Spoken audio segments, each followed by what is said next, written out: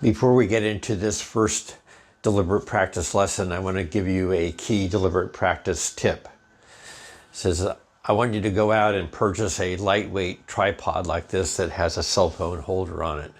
I'll give you a link in the notes. It only costs $19. You can fold it up into your tennis bag. And with this, you can basically take this anywhere. You can take it to your bedroom, your garage, your backyard, to a park, and you can have a deliberate practice environment to practice in privacy, which is going to be important because you won't get a lot of encouragement from outsiders about deliberate practice. They'll say, why aren't you hitting balls?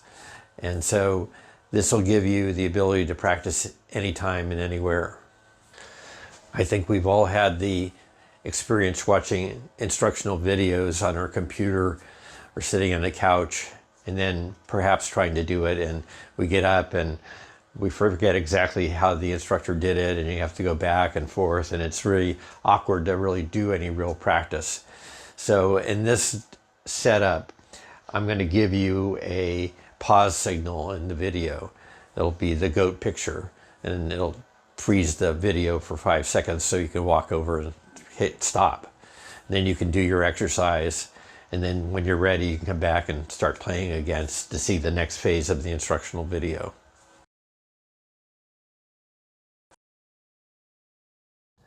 So this first deliberate practice lesson is called Wax Off, Wax On, and I'm borrowing it from the 1984 classic movie, The Karate Kid.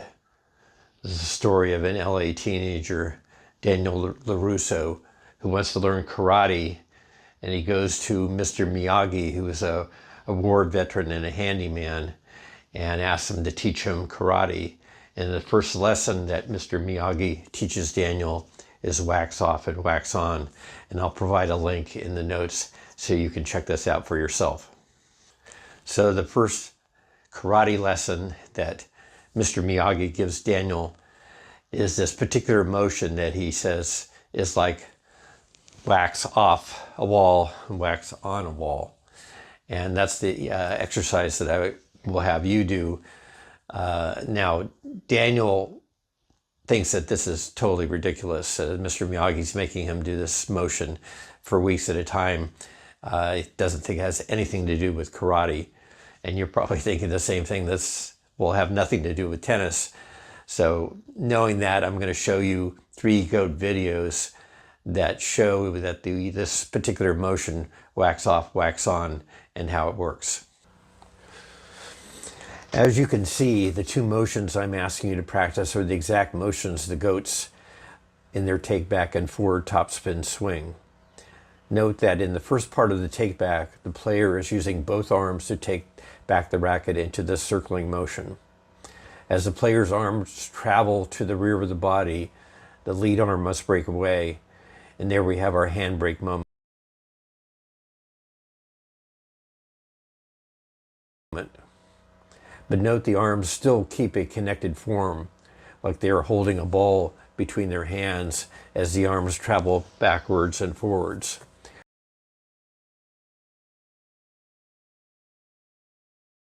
We want to keep that same form in our deliberate practice exercise here.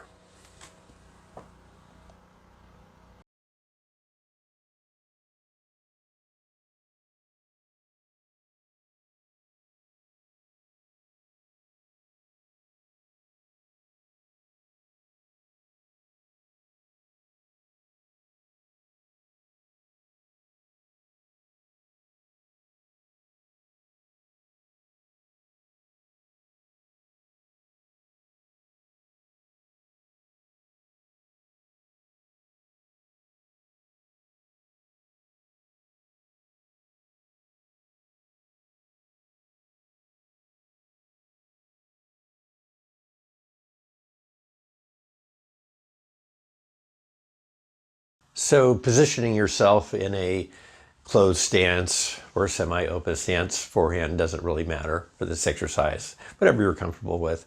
We're not trying to be perfect here at the beginning of this, and we're trying to overcome our perhaps embarrassment or awkwardness about doing these kinds of exercises without a racket in our hand. And that's part of deliberate practice as well. The fastest learning comes when we operate a little out of our comfort zone. So this will be a little bit out of your comfort zone, but go with me on this. So Mr. Miyagi shows him that he wants him first with one hand just to make this wax off motion, like there's a wall here and he's waxing off something with a brush or something like this. And then he wants him to do a wax on motion against the wall like this. And then, you know, I don't want you to do one hand, I want you to do both hands, because that's what we do when we're playing tennis, or we should be doing.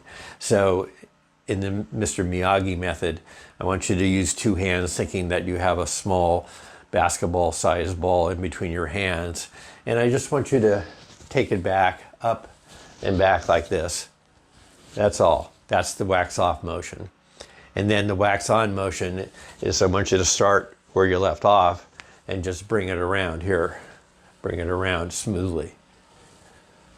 Okay, so I will now put the goat image up for 5 seconds so you have a chance to walk over and stop this video so you can do the exercise yourself.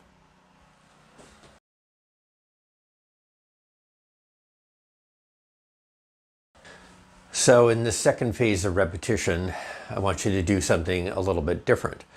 The chances are, when you first did this exercise, that you kept your arms a little too close to your body, that you didn't reach out and stretch your arms out far enough. So in the second repetition, I want you to do that. And again, I will pause the video in a second here, but I want you to sort of reach higher than you're comfortable with, reach further out to drop your hands back here, and then the same thing, make a fuller circle on the way back in the wax on position. We'll pause now.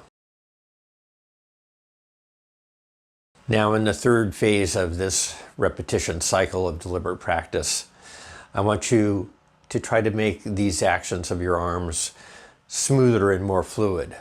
So chances are we've been a little bit kind of jerky and self-conscious in our movements.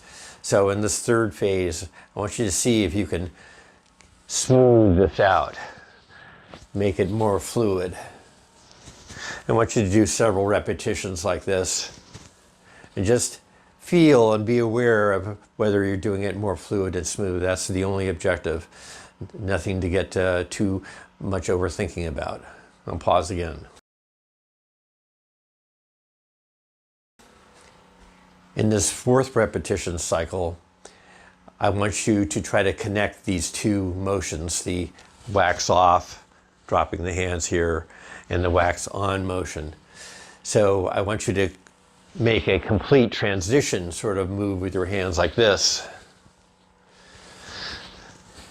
And work on that, making it smooth and fluid. And finally, I want you to add a follow-through position onto this wax off, wax on. So as you get here, I want you to move your hands in a follow-through position, and you can even end up with the wave at your opponent position of your non-hitting hand here.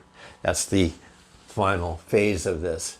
So I want you to do several repetitions of that. So it's connecting the transition and then the follow-through. So let's pause.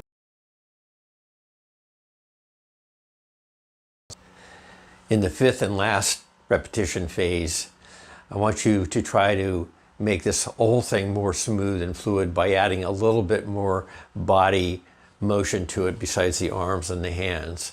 So that means a little bit more looseness and flexness in the knees. I want your hips to kind of sway and turn a little bit. I want your back arms to loosen up.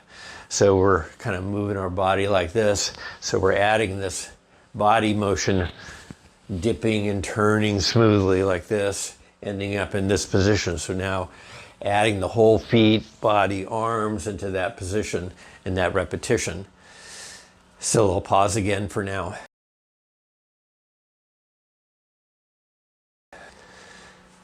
So if you've done this lesson with me, congratulations. You've done your first deliberate practice exercise, something that only a small percentage of the population, less than 1%, small percentage of tennis players, less than 1%, ever commit to doing.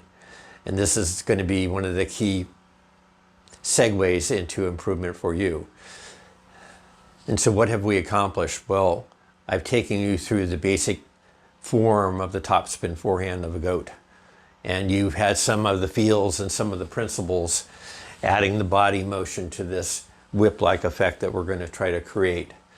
And I will provide a link to how Danielson reacted to Mr. Miyagi's lesson when he finally got the idea of what he was supposed to be doing with this wax off, wax on exercise. Finally, I'll include the goat video, so that's also part of deliberate practice. So after you've done the exercises yourself, you've gained more awareness of really what it's all about. And then you go back to the video of the goats again, and now you see something a little bit different than you saw at the beginning. Now you put yourself physically and emotionally into action, and you'll see more in the video than you first saw. So until next time, keep practicing.